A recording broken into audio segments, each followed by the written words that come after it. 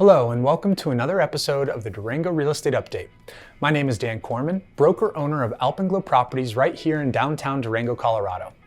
Some good news has been filtering through the chaos as unemployment numbers here in La Plata County have dropped from 13.7% in April to 10.1% in May. There's a lot of work to do yet and a lot of uncertainty in the world, but if there is anything certain, it's that real estate is booming right now. For some context, the 2008 financial crisis was caused by overlending and overbuilding, leading to an incredible flood of foreclosures in markets all across the United States. This time around is different.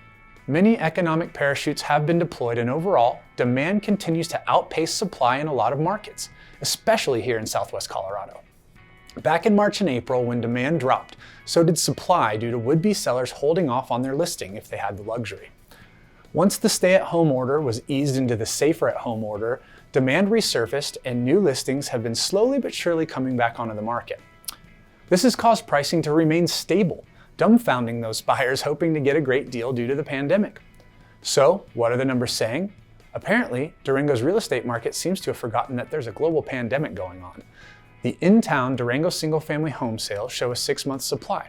This is what we refer to as a balanced market. But when you look at homes under $450,000, that supply goes down to 2.8 months, meaning it's a seller's market and essentially no supply exists in that range. So if you have a home in this price point, now is the time to list it. The number of pending home sales shot up in June by 145% compared to April's under contract numbers. And we saw 38 new listings hit the market in June, a 40% increase from the same month last year. Durango saw 2.5 times the number of homes sold in June of this year compared to June of 2019, which means we're getting back to that pre-pandemic level of sales. In contrast, only 9 homes sold in April, which was a 25% decrease from April of 2019.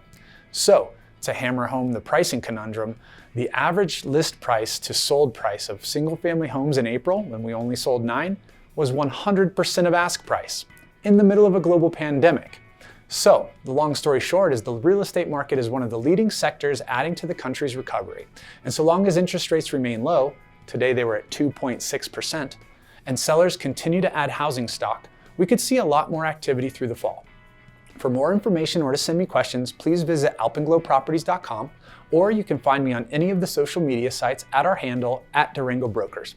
Thank you for watching, stay well, and be kind to each other.